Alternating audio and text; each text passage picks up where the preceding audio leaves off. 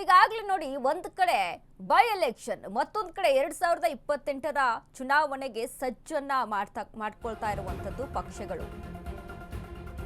ಒಂದ್ ಕಡೆ by election, ಮತ್ತೊಂದ್ ಕಡೆ 2028ರ ಚುನಾವಣೆಗೆ ಸಜ್ಜು. ಮುಂದಿನ ವಿಧಾನಸಭಾ ಚುನಾವಣೆಗೆ ಜೆಡಿಎಸ್ ತಯಾರಿಯನ್ನ ಮಾಡ್ಕೊಳ್ತಾ ಇದೆ. ರಾಜ್ಯದ ಎಲ್ಲೆಡೆ ಪಕ್ಷ ಸಂಘಟನೆಗೆ ಇಳಿದ ಜೆಡಿಎಸ್.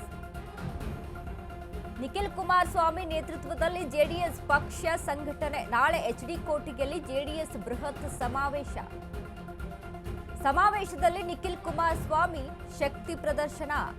ಅಶ್ವವೇಗ ನ್ಯೂಸ್ಗೆ ಜೆಡಿಎಸ್ ಮುಖಂಡ ಕೃಷ್ಣ ನಾಯಕ್ ಮಾಹಿತಿಯನ್ನ ಕೊಟ್ಟಿದ್ದಾರೆ. ಹಾಲಿ ಶಾಸಕರು ಕ್ಷೇತ್ರದ ಯಾವುದೇ ಅಭಿವೃದ್ಧಿ ಮಾಡಿಲ್ಲ. ನಾಳೆ ಸಾವಿರಾರು ಮಂದಿ ವಿವಿಧ ಪಕ್ಷ ತೊರೆದು ಜೆಡಿಎಸ್ಗೆ ಸೇರ್ತಾರೆ. ಚುನಾವಣೆಗೆ 2 ವರ್ಷ ಇರುವಾಗಲೇ ಸಂಘಟನೆ ಶುರುವಾಗಿದೆ. ಚುನಾವಣೆಯಲ್ಲಿ ಜೆಡಿಎಸ್ ದೊಡ್ಡ ಪಕ್ಷವಾಗಿ ಹೊರಹೊಮ್ಮಲಿದೆ. ಕುಮಾರಸ್ವಾಮಿಯವರು ಸಿಎಂ ಆಗಬೇಕೆಂಬುದು ಜನರ ಆಶಯ. ಅವರ ಜನಪರ ಯೋಜನೆಗಳನ್ನ ಜನರು ಮತ್ತೆ ಬಯಸಿದ್ದಾರೆ. ಅಶ್ವವೇಗ ನ್ಯೂಸ್ಗೆ ಜೆಡಿಎಸ್ ಮುಖಂಡ ಕೃಷ್ಣ ನಾಯಕ್ ಹೇಳಿಕೆಯನ್ನ ಕೊಟ್ಟಿದ್ದಾರೆ. ನೋಡಿ, ಈಗಾಗಲೇ ಜೆಡಿಎಸ್ 2028ರ ವಿಧಾನಸಭಾ ಎಲೆಕ್ಷನ್ಗೆ ತಯಾರಿಯನ್ನ ನಡೆಸ್ತಾ ಇದೆ. ಎಲ್ಲೆಡೆ ಕೂಡ ಸಮಾವೇಶವನ್ನ ಮಾಡುವಂಥದ್ದು. ಹಾಸನದಲ್ಲೂ ಕೂಡ ಸಮಾವೇಶ ಮಾಡ್ತು, ವಿಜಯಪುರದಲ್ಲೂ ಕೂಡ ಸಮಾವೇಶವನ್ನ ಮಾಡ್ತು. ಇದೀಗ ಮತ್ತೆ ಸಮಾವೇಶ ಮಾಡೋದಕ್ಕೆ ಮುಂದಾಗಿರುವಂಥದ್ದು. ನಿಖಿಲ್ ಕುಮಾರಸ್ವಾಮಿಯ ಶಕ್ತಿ ಪ್ರದರ್ಶನಕ್ಕೆ ಮುಂದಾಗಿದೆ. ಮತ್ತೊಂದು ನೋಡಿ, ಇಲ್ಲಿ ಬರ್ತಾ ಇರುವಂತ ಒಂದು ಸ್ಟೇಟ್ಮೆಂಟ್ ಅನ್ನ ನಾವು ಗಮನಿಸಬೇಕಾಗುತ್ತೆ. ಕುಮಾರಸ್ವಾಮಿ ಅವರು ಮುಂದಿನ ಸಿಎಂ ಆಗೋದು ಖಂಡಿತ ಅಂತ. ಯಾಕಂದ್ರೆ ಈಗಾಗಲೇ ಪವರ್ ಶೇರಿಂಗ್ ವಿಚಾರಕ್ಕೆ, ಸಿಎಂ ಕುರ್ಚಿ ವಿಚಾರಕ್ಕೆ ಸಂಬಂಧಪಟ್ಟಂತೆ ಎಷ್ಟೆಲ್ಲ ಫೈಟ್ ನಡೀತಾ ಇದೆ, ಏನೆಲ್ಲ ಆಗ್ತಾ ಇದೆ, ಇದ್ರ ಬಗ್ಗೆ ಎಲ್ಲ ಎಲ್ರಿಗೂ ಕೂಡ ಗೊತ್ತು. ಬಟ್ ಮತ್ತೊಂದು ಈ ಸ್ಟೇಟ್ಮೆಂಟ್ ಏನಿದೆಯಲ್ಲ, ರಾಜಕೀಯವಾಗಿ ಮತ್ತಷ್ಟು ಚರ್ಚೆಗೆ ಗ್ರಾಸವಾಗ್ತಾ ಇರುವಂತದ್ದು. ಬಿಜೆಪಿಗೆ ಜೆಡಿಎಸ್ ಬೇಕೇ ಬೇಕು, ಮೈತ್ರಿ ಪಕ್ಷ ಇಲ್ಲಿ ಬೇಕೇ ಬೇಕು ಅಂತ ಒಂದು ಸಿಚುವೇಶನ್ ಇರುವಂತದ್ದು. ಈಗಾಗಲೇ ಪ್ರಧಾನಿ ನರೇಂದ್ರ ಮೋದಿ ಅವರ ಜೊತೆ ಮಾತುಕತೆಯನ್ನು ನಡೆಸಿದ್ದಾರೆ ಕುಮಾರಸ್ವಾಮಿ ಅವರು. 83 ಕ್ಷೇತ್ರದಲ್ಲಿ ನಾವು ಗೆದ್ಕೊಂಡ್ ಬರ್ತೀವಿ ಅಂತ ಹೇಳಿದ್ದಾರೆ. ಇದೆಲ್ಲವೂ ಕೂಡ ಯಾವ ರೀತಿ ವರ್ಕೌಟ್ ಆಗುತ್ತೆ ಹಾಗಾದ್ರೆ? ಇದ್ರ ಬಗ್ಗೆ ಆಲ್ರೆಡಿ ಸಭೆ ನಡೆಸ್ತಾ ಇದ್ದಾರಾ ಹೇಗೆ ಅಂತ?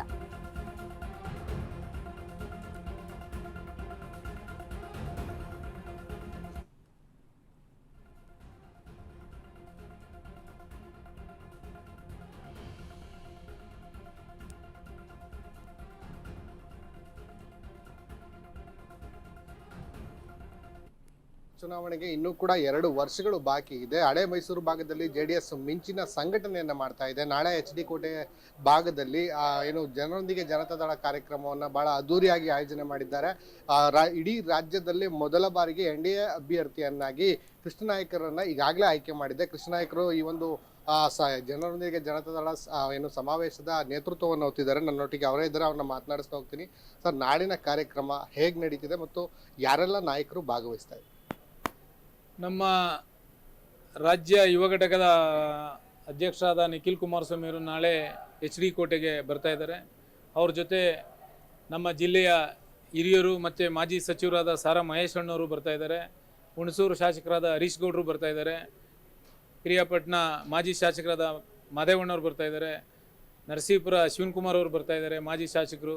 ಅದೇ ರೀತಿ ನಮ್ಮ ವಿಧಾನ ಪರಿಷತ್ ಸದಸ್ಯರಾದ MLC ಮಂಜೇಗೌಡರು ಮತ್ತು ವಿವೇಕಾನಂದರು, ನಮ್ಮ ಮಾಜಿ ಮೇಯರ್ ಆದಂಥ ರವಿಕುಮಾರ್ ಅವರು, ಎಲ್ಲರೂ ಸುಧಾ ನಿಖಿಲ್ ಕುಮಾರಸ್ವಾಮಿ ಅವರ ಜೊತೆ ಬಂದು ಈ ಕಾರ್ಯಕ್ರಮನ ನಡೆಸ್ಕೊಡ್ತಾ ಇದ್ದಾರೆ. ಈ ಕೃಷ್ಣನಾಯಕರ ಸಮಾವೇಶ ಅಂತ ಹೇಳಿದ್ರೆ ಸಾವಿರಾರು ಮಂದಿ ಬೇರೆ ಪಕ್ಷದಿಂದ JDS ಪಕ್ಷಕ್ಕೆ ಕರ್ತಾರ್ತಾರೆ ಅಂತ. ನಾಳೆ ಎಷ್ಟು ಜನರು JDS ಪಕ್ಷವನ್ನು ಸೇರ್ತಾರೆ? ನಾಳೆ ಒಂದು 18ರಿಂದ 20 ಗ್ರಾಮಗಳಿಂದ ಕಾಂಗ್ರೆಸ್ ಪಕ್ಷ ತೊರೆದು ಕಾಂಗ್ರೆಸ್ ಪಕ್ಷದ ಕಾರ್ಯಕರ್ತರು ನಮ್ಮ JDS ಪಕ್ಷದ ಸಿದ್ಧಾಂತ ಮತ್ತು ತತ್ವನ ಒಪ್ಪಿ, ಕುಮಾರಣ್ಣವರ ನಾಯಕತ್ವ, ದೇವೇಗೌಡ ಅಪ್ಪಾಜಿಯವರ ಒಂದು ಮಾರ್ಗದರ್ಶನ, ನಿಖಿಲ್ ಕುಮಾರಸ್ವಾಮಿಯವರ ಸಮ್ಮುಖದಲ್ಲಿ ನಾಳೆ 1000ಕ್ಕೂ ಹೆಚ್ಚು ಜನ JDS ಪಕ್ಷ ಸೇರ್ಪಡೆ ಆಗ್ತಾ ಇದ್ದಾರೆ. ಬಹಳ ಪ್ರಮುಖವಾಗಿ ನಿಮ್ಮದೇ ಪಕ್ಷದ ಕಳೆದ ಚುನಾವಣೆಯ ಅಭ್ಯರ್ಥಿಯಾಗಿದ್ದಂಥ ಜಯಪ್ರಕಾಶ್ ಅವರು ಮತ್ತು ಅವ್ರ ಚಿಕ್ಕಣ್ಣವರು ಪಕ್ಷ ತೊರೀತಾರೆ, ನೋವಾಗಿದೆ ಅವರಿಗೆ, ಟಿಕೆಟ್ ಅನ್ನ ಬೇರೆಯವ್ರಿಗೆ ಅನೌನ್ಸ್ ಮಾಡಿದ್ರು ಅನ್ನುವಂಥ ನಿಟ್ಟಲ್ಲಿ ಒಂದಷ್ಟು ಊಹಾಪೋಹಗಳಿವೆ. ನೀವೇನಾದರೂ ಮಾತನಾಡಿದ್ರ, ಸಂಧಾನ ಏನಾದರೂ ಆಗುತ್ತಾ ಮುಂದಿನ ದಿನಗಳಲ್ಲಿ ಅಂತ? ಅದನ್ನು ನಮ್ಮ ರಾಜ್ಯಾಧ್ಯಕ್ಷರಾದಂಥ ಕುಮಾರಣ್ಣವರು ಮತ್ತು ಜಿಲ್ಲಾ ನಾಯಕರುಗಳು ಆ ವಿಚಾರನ ಚರ್ಚೆ ಮಾಡ್ತಾರೆ. ಅವ್ರ ಜೊತೆ ಈಗ ಸಂಪರ್ಕದಲ್ಲಿದ್ದಾರೆ. ಅವರು ಮಾತಾಡಿ ಒಂದು ಸಂಧಾನ ಯಶಸ್ವಿ ಆಗ್ತದೆ ಅಂತ ನಾವು ಅಂದ್ಕೊಂಡಿದ್ದೀವಿ. ಈ ಒಂದು ಸಮಾವೇಶದ ಮೂಲಕ ಕ್ಷೇತ್ರದ ಶಾಸಕರಿಗೆ ಮತ್ತು ಕ್ಷೇತ್ರದ ಬೇರೆ ಪಕ್ಷದ ಕಾರ್ಯಕರ್ತರಿಗೆ ಏನು ಸಂದೇಶ ಕೊಡ್ಲಿಕ್ಕೆ ಹೊರಟಿದ್ದಾರೆ? ಕ್ಷೇತ್ರದ ಶಾಸಕರು ಯಾವುದೇ ರೀತಿಯ ಅಭಿವೃದ್ಧಿ ಕಾರ್ಯಗಳಾಗಿಲ್ಲ. ಅಭಿವೃದ್ಧಿ ಕಾರ್ಯಗಳು ಆಗದೇ ಇರೋದ್ರಿಂದ ಅವರು ಕೆಲವು ಸೊಸೈಟಿಗಳು ಅಂಥವು ಇಂಥವು ಸಣ್ಣ ಪುಟ್ಟ ಚುನಾವಣೆಗಳಿಗೆಲ್ಲ ಬಂದು ಕಾರ್ಯಕರ್ತರಿಗೆ, JDS ಕಾರ್ಯಕರ್ತರಿಗೆ ಮತ್ತು ಕಾಂಗ್ರೆಸ್ ಕಾರ್ಯಕರ್ತರಿಗೆ ಎಲ್ರಿಗೂ ಸೊಸೈಟಿ ಚುನಾವಣೆ ಅಂತ ಸೊಸೈಟಿಗಳಿಗೆ ಬಂದು ಅವರು ಚುನಾವಣೆ ಮಾಡಿ ಎಲ್ರಿಗೂ ಒಂಥರ ನೋವು ಮಾಡಿದ್ದಾರೆ. ಅದರಿಂದ ಸುಮಾರು ಒಂದು 18-20 ಗ್ರಾಮಗಳಿಂದ ಕಾಂಗ್ರೆಸ್ ಕಾರ್ಯಕರ್ತರು ನಮ್ಮ ಜೊತೆ ಸೇರ್ಪಡೆ ಆಗ್ತಾ ಇದ್ದಾರೆ. ಅವ್ರು ಏನೋ ಅಭಿವೃದ್ಧಿ ಆಗಿದ್ರೆ ಅವ್ರು ಯಾಕೆ ನಮ್ಮ ಪಕ್ಷಕ್ಕೆ ಸೇರ್ಪಡೆ ಆಯ್ತಾ ಇದ್ರು? ಅವರು ಖುಷಿಯಾಗಿದ್ದಿದ್ರೆ, ತಾಲೂಕಲ್ಲಿ ಅಭಿವೃದ್ಧಿ ಕೆಲಸ ಖುಷಿಯಾಗಿದ್ದಿದ್ರೆ, ಅವ್ರ ಗ್ರಾಮಗಳು ಅಭಿವೃದ್ಧಿ ಆಗಿದ್ದರೆ ನಮ್ಮ ಪಕ್ಷಕ್ಕೆ ಯಾಕೆ ಬರ್ತಾಯಿದ್ರು? ಹಂಗಾಗಿ ಅವರು ಯಾವುದೇ ಅಭಿವೃದ್ಧಿ ಆಗದೆ ಇರೋದ್ರಿಂದ ಅವರೆಲ್ಲ ನಮ್ಮ ಜೊತೆ, ನಮ್ಮ ಪಕ್ಷಕ್ಕೆ ಕುಮಾರಣ್ಣವರ ಒಂದು ನಾಯಕತ್ವ, ಅವರ ಆಡಳಿತನ ಹಿಂದೆಲ್ಲ ರೈತರ ಸಾಲ ಮನ್ನಾ ಮಾಡಿ, ಸರಾಯಿ ನಿಷೇಧ ಮಾಡಿ, ಲಾಟ್ರಿ ನಿಷೇಧ ಮಾಡಿ, ಕೂಲಿ ಕಾರ್ಮಿಕರಿಗೆ, ಬಡವರಿಗೆ ತುಂಬ ಅನುಕೂಲ ಮಾಡಿಕೊಟ್ಟಿದ್ದಾರೆ ಕುಮಾರಣ್ಣ ಅವರು ಹಿಂದೆ ಸರ್ಕಾರ ಇದ್ದಾಗ. ಅದರಿಂದ ಅವರ ಒಂದು ನಾಯಕತ್ವದಲ್ಲಿ ಅವರ ಪಕ್ಷ ತತ್ವ ಸಿದ್ಧಾಂತಗಳನ್ನ ಒಪ್ಪಿ ಆ ಪಕ್ಷಕ್ಕೆ ಸೇರ್ಪಡೆ ಆಗ್ತಾ ಇದ್ದಾರೆ. ಮಾರ್ಚ್ ತಿಂಗಳಲ್ಲೇ ಕಾರ್ಯಕ್ರಮ ಮುಗಿಸ್ಬೇಕು ಅಂತೇಳಿ ಮೇ ತಿಂಗಳಲ್ಲಿ ಇತ್ತು. ಅದನ್ನು ಮಾರ್ಚ್ ತಿಂಗಳಲ್ಲೇ ಮುಗಿಸ್ಬೇಕು ಅಂತೇಳಿ ನಾವು ಅದು ನಮ್ಮ ರಾಜ್ಯ ನಾಯಕರನ್ನ ಕೇಳಬೇಕು. ನಾನು ನಮ್ಮ ಜಿಲ್ಲೆ ಮತ್ತು ನಮ್ಮ ತಾಲೂಕನ್ನ ನೋಡ್ತಾ ಇದ್ದೀವಿ. ನಾವು ನಮ್ಮ ರಾಜ್ಯ ನಾಯಕರು ಅವ್ರ ಹತ್ರ ಎಲ್ಲ ವರದಿ ಇದೆ. ಈ ಸಾರಿ ಪರಿಪೂರ್ಣವಾಗಿ ಒಂದು ದೊಡ್ಡ ಸಂಖ್ಯೆಯಲ್ಲಿ JDS ಪಕ್ಷ ಹೊರಹೊಮ್ಮುತ್ತದೆ ಅಂತ ಅಂದ್ಕೊಂಡಿದ್ದೀನಿ. ಇದಿಷ್ಟು ಕೃಷ್ಣನಾಯ್ಕರ ಮಾತಾಗಿರ್ತಕ್ಕಂಥದ್ದು. ಕಳೆದ ಬಾರಿ ಸಮಯದ ಅಭಾವದಿಂದ JDS ಕೆಲವು ಸ್ಥಾನಗಳನ್ನು ಗೆಲ್ಲುವಲ್ಲಿ ಸಕ್ತರಾಗಿತ್ತು.